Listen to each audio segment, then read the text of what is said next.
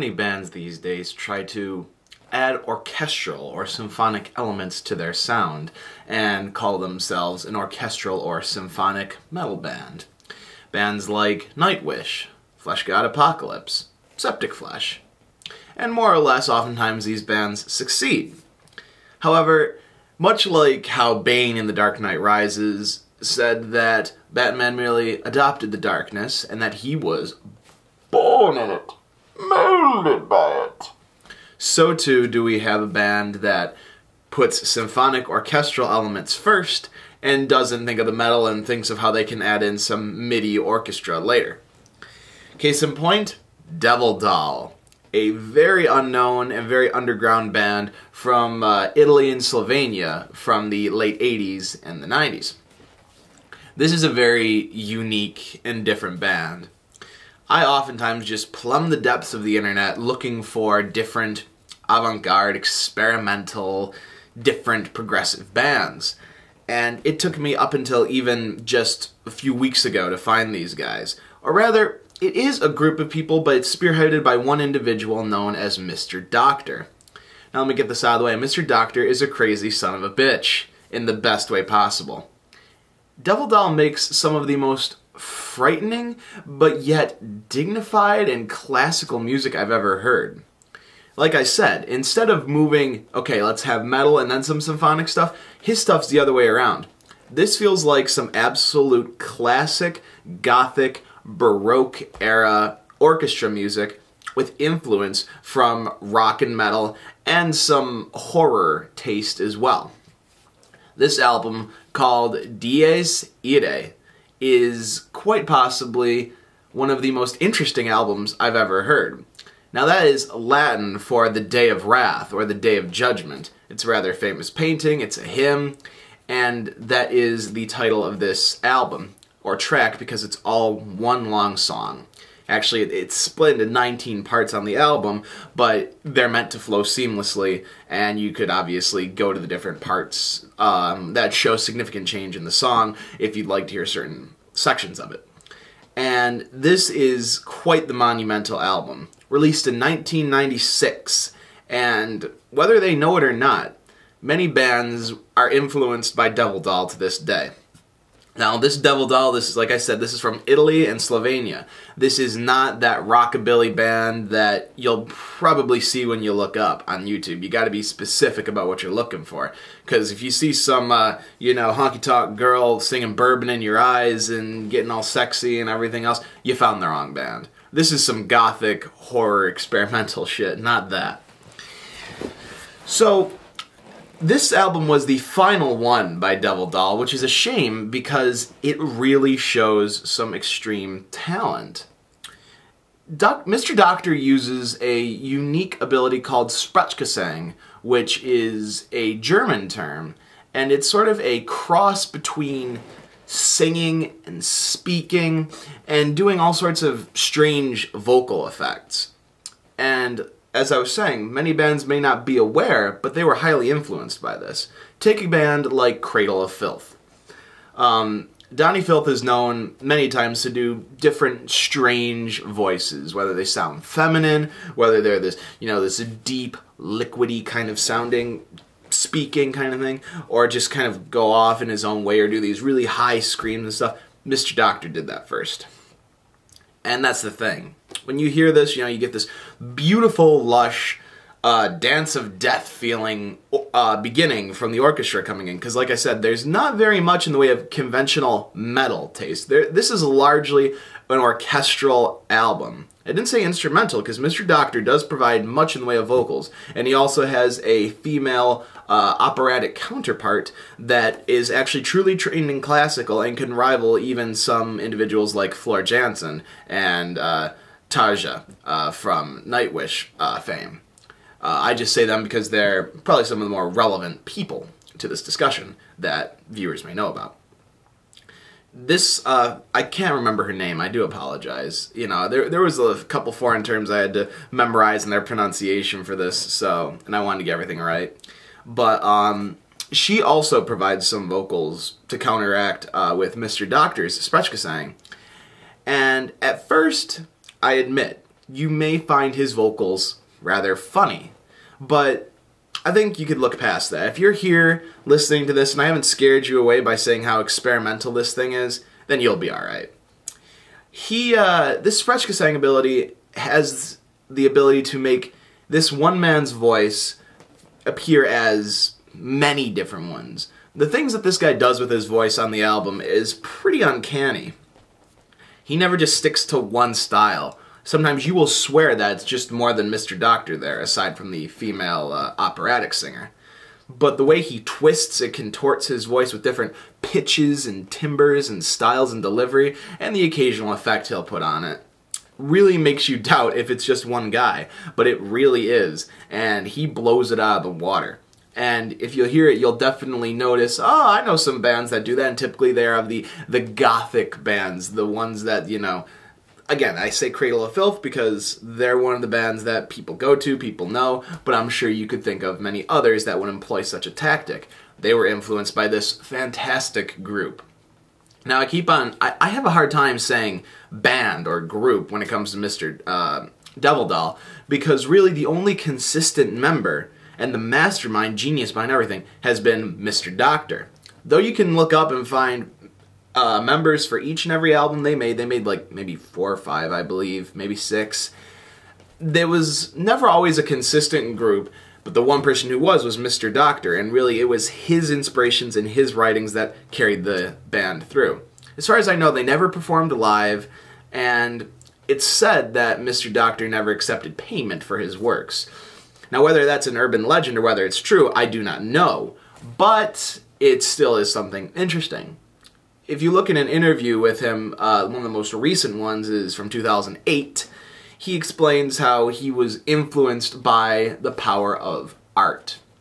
He wanted to create music that, sure, could be enjoyed as pleasure, but he was on a wavelength where he wanted something transcendent, something that gave voice to his feelings on life, death, existence, art, and all the other things around him that influenced him. As you can tell, he's clearly heavily influenced by horror, as there's several samples from horror movies used on here. He's created 1 or 2 soundtracks for horror movies. That's not his, he doesn't prefer that, because he feels that images oftentimes are, when creating a soundtrack, the images have to give life to the music. He prefers something that could stand as a soundtrack to a mental film rather than a physical film with a soundtrack, if you get what I'm saying. But he created Devil Doll in a way because he wanted to express these things. Perhaps the unspoken and maybe even unspeakable human feelings that we all deal with, but things that we may not understand or be able to put words to. So what better way to put words to these feelings than to create it in music? And that's exactly what Devil Doll has done. This album is around 40-45 minutes with an extra hidden track. And on my iPod, I took it out, I chopped out that silence, because there's like a almost 20-minute long silence between the ending of the main portion of the song and the hidden track. So I cut the silence down. So all in all, it comes to just under an hour. And this is the perfect length. This album does not overstay its welcome. And because each subsection of this longer song changes so much within itself, and so even more greatly in between each subsection, it never ever gets boring. It's always very interesting. You know, you might find you'll fall into a movement in there that you really like. You know, I'm a real big fan of the beginning of the album, the do do do do do do do do do do do do do do do do do. You know, it's got a really good feel. And unfortunately, it's got to come to an end, and perhaps sooner than I'd like. But that's also another way that the music of Devil Doll could be described. It's very schizophrenic, but not in the Conjuration or Unexpect way. It instead feels natural. It's flowing in with itself. It honestly feels like a spirit moving through the music and just letting things happen. So unfortunately, you can't get too comfortable in any certain movements or sections because it's bound to change. Which is a shame, but at the same time, I understand totally the intention, because it keeps the music feeling organic, fresh, and alive within the recording. You never feel like they're just sitting there going at it. It really feels like there's some real work to it. and the vocals blend wonderfully over this. This album does, like I said, have some metal moments. There is some heavy stuff, but, you know, it's nothing all that much, and it's only maybe 2 or 3 times. A lot of this is dwelling within some really powerful symphonic, classical, Gothic, baroque, orchestral work. And me being predisposed to enjoying the sound of epic things, you know, that's why I've been a fan of bands like Septic Flesh. You know, me being drawn to that, I was really interested in that, and people were like, oh, the new Septic Flesh album is 80% orchestra, 20% metal. You know, they're saying about Titan. This one, basically people said, yeah, it's like 99% orchestra, 1% metal. You know, Devil Dolls thing. I'm like, okay. You know, it's still got the taste there, and I'm drawn to that very lush classical feel. But this album is very cold, but yet enjoyable because of the feel of it. The Day of Wrath, and it's designed to feel like the things of life. Hope, despair, hatred, fear, you know, all of these things put to music. And the lyrics also, I'm not going to say they don't make sense. I will not say that. But they are very obscure. They're very different. There are some foreign language sections, but not too much. However, this is something that I feel you could take a class of college students, throw these lyrics at them in an English class and say, all right, now let's talk about this. It's stuff that really requires some deep thinking and has a lot of imagery, symbolism, reference, again, to the classics, the artists of the lyrical world at the time.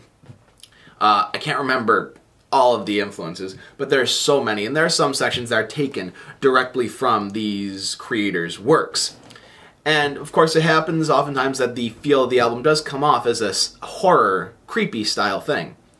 And while Mr. Doctor did say that he did enjoy those things, that wasn't exactly the 100% main intention. It just so happened to be that these films that inspired him, these works that inspired him, had a horror edge, but he preferred the surrealism, the art behind it, the existential meaning behind it. And so it works as such. And the feeling of it is just so great. The lyrics, you know, I recommend reading the lyrics along with the album because it makes the music even more poignant in a way. The lyrics sometimes fit with what you're hearing, sometimes they don't. And they tell a story partway through that I can get, but sometimes the bookends of it I don't. I recommend checking them out for yourself and trying to find your own meaning to it, because the use of words and how they're paired and the selections therein are wonderful. You know, different juxtapositions that I thought really soared, but were definitely different. And in the end of it, I wasn't quite sure I gathered what it all meant, but I enjoyed the experience nonetheless and still think on it when I hear them. One of my favorite parts of this album is part 12. This is what's known as the Incubus section. Now, you won't have any lyrics for this one no matter where you look. You could probably find some fans transcribing it on YouTube, but no official lyrics on Dark Lyrics. That's because the Incubus section was designed as a last-minute thing. Well, perhaps not. Hear me out. Mr. Doctor had this whole thing designed, and it was to be known as the Incubus section, but it was too long, you know, to really fit onto the album as a whole. It was like a 10-minute ordeal. So he cut it in half and had 2 5-minute versions. And, you know, he says, I'm going to include this in part 12, but I don't know which one. And it was a large debate. You know, the printings and pressings were done. The lyrics were all out and set. And, you know, the CDs hadn't been made yet, so he's like, what are you going to do? He says, all right, I'm going to put this version in. And then when the CDs were produced and things were made, it was probably cassettes back in that day, shit. When things were made, out to go, they said, well, we don't know which part of the Incubus section he's using, so we can't print and press lyrics in here. So, all right, whatever, it's part 19. Not part 19, part 12. And the Incubus section is the most chaotic section of the song. It is the demon section of the song. It is the angry section of the song. It is the most surreal section. Starting off with a excellent intro to really grab you, and I'm not going to ruin it for you, but for me it was a moment that quite honestly scared the shit out of me because of how it was presented, and presented wonderfully. And this is probably the most schizophrenic and experimental part of the album. If you can handle this part, you know, if you just want to look up something from them, I say look up the beginning of this album, look up the Incubus section, because if you can handle that, you're going to like this. Not that I think it's difficult to handle, but Devil Doll, and especially what's going on this album, is different from what a lot of people are used to traditionally. Not that that's a bad thing at all. I love that. I love the stuff that goes against the grain. I love this artsy stuff. But I feel like most people, if they're not already familiar with this kind of stuff, like, you know, if you're an Elland fan or something, and you're coming here and you're saying, huh, this sounds like Elland, you'll have no problem with this. You'll love it. I love Elland. You'll love Devil Doll. This is some good stuff. But the Incubus section is very chaotic in its use of samples, in its use of effects, in its very quick shifting of styles. You know, the Sprechgesang really goes hard. You know, the pacing, it's very cinematic and very much meant to feel as if a demon has creeped into the strings, into the writing, and really now is controlling the song. And this is the Day of Wrath section for me. This is the part that feels otherworldly and very evil in a way, very creepy. But at the same time, God, it's just so good. This album is very excellent and is the perfect length, extremely entertaining, very cinematic, very gothic and dark, with a great horror, artsy, existential, surrealist feeling to it, and I find it completely enjoyable. People say it's inaccessible. Me, I find you could pick up and go. Some people say, well, this isn't the album you'll listen to when you want to have a good time when you're driving. Man, I love this thing. I listen to it all the time. It's just fun. I love it, you know? And I'm starting to memorize some of the certain parts of it, so, you know, I love going along with it. And there's also occasional uses of, you know, choir vocals behind Mr. Doctor as well. I forgot to mention that. It's rare, but it's there. But there are just some parts that really show you how powerful this music can be, because it feels like such an incredible cinematic weight on top of you. It's not the cinematic stuff like Nightwish or, you know, Rhapsody of Fire tries to do. This is different. This is going back to the roots of it, and it is stellar. This is a real achievement for art, and unfortunately it is Devil Doll's final release. We haven't had anything from Mr. Doctor in the 21st century, which is a real damn shame, because this guy is an artist, and he's still out there. He's alive. You know, his real name isn't hard to find. You can see he's still up to stuff. He's even written some books. But unfortunately, Devil Doll has not done anything since this album in 1996. Fans even petitioned it, but Mr. Doctor has declined. So here's hoping that they still will. Devil Doll never officially disbanded, but we've also not had anything from them in almost 20 years. However, I highly recommend you check this album out. It really is highly entertaining, very thought-provoking, very deep, very enjoyable, and very artistic. For horror fans, for symphonic or orchestral metal fans, for experimental metal fans, for even, you know, fans of classical, for fans of experimental music in general. If you're a fan of music, just check this thing out. You'll find something here that you'll like. It's a beautiful expression of art, anguish, sorrow, fury, wrath, and everything in between. Dies Irae is a perfect album in my opinion. I just love the shit out of it. Mr. Doctor's a genius, and this is just great. Other than that, that's all I got for you. We'll probably be looking at some of Devil Doll's other works as I listen through to them. I like to spend a lot of time on one album that I really like and digest it and just, yes, quite indeed.